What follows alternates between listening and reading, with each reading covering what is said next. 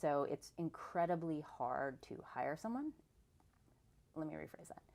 It is totally possible and actually pretty straightforward to hire someone if you have leadership that decides that that's a priority and clarity about what you're looking for. But if you use sort of a very, so bureaucracies are sort of designed to try and like get rid of all of the things that make each of us individual people and just like automate a lot of things. And if you, and a lot of times that incentivizes people to like do the least risky thing.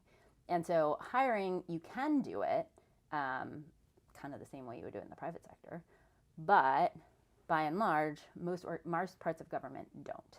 And so, and because there isn't like a promotion schedule that's related to doing great things, there ends up being some real challenges in terms of human capital, and it's really hard to bring in people and retain people who have expertise in building like tight and streamlined operations because they don't have great incentives to stay.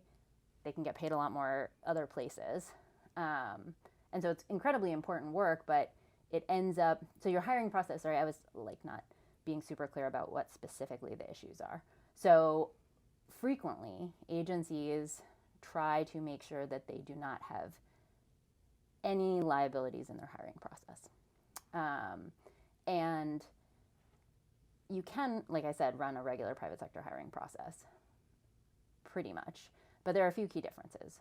One is you get extraordinarily large numbers of applicants. That suggests there are a lot of people who are interested in working in government. Yes, both yes, and it suggests that like there's a little bit of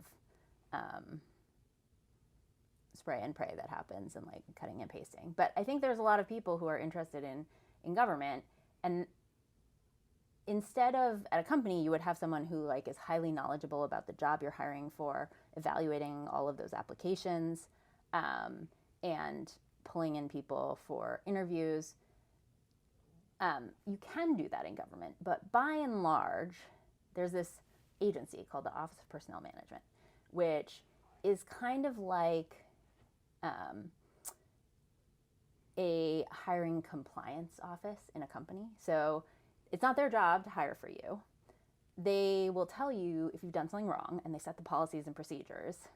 But ultimately, your department has authority to decide what you actually want to do, and within legal policies and procedures. And then it's their job to make sure that you're doing it correctly. Unlike a company, they don't report to the chairman of the board or to the CEO. There aren't the same incentives to make sure that we can accomplish the work that needs to be done. And so, and within the agency, there's like an HR department that decides your internal policies and procedures. And they're always worried that this compliance org, OPM, is going to come and yell at them. Sometimes they do, sometimes they don't.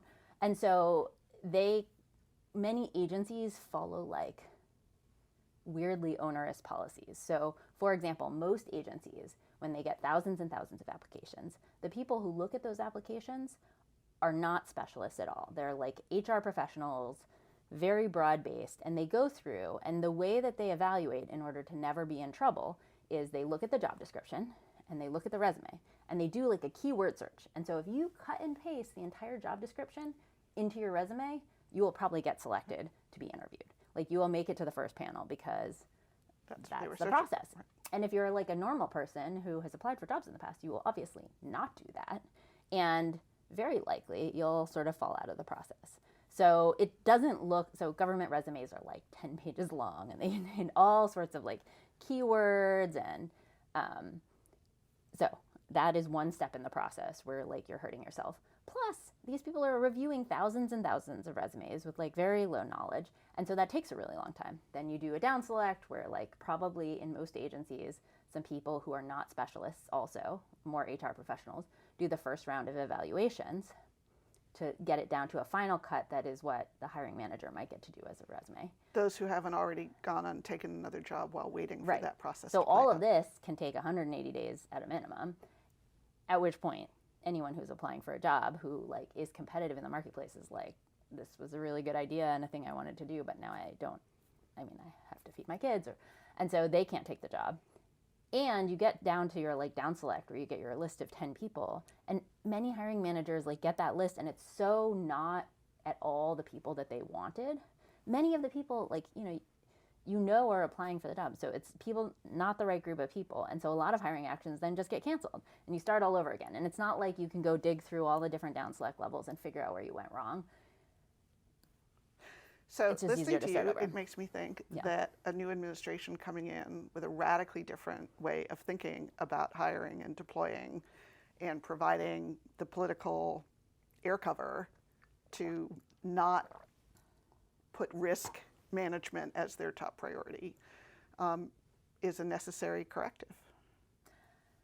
I think it's a tremendous opportunity. And yes, I agree. I mean, I think that is a thing that is sorely needed.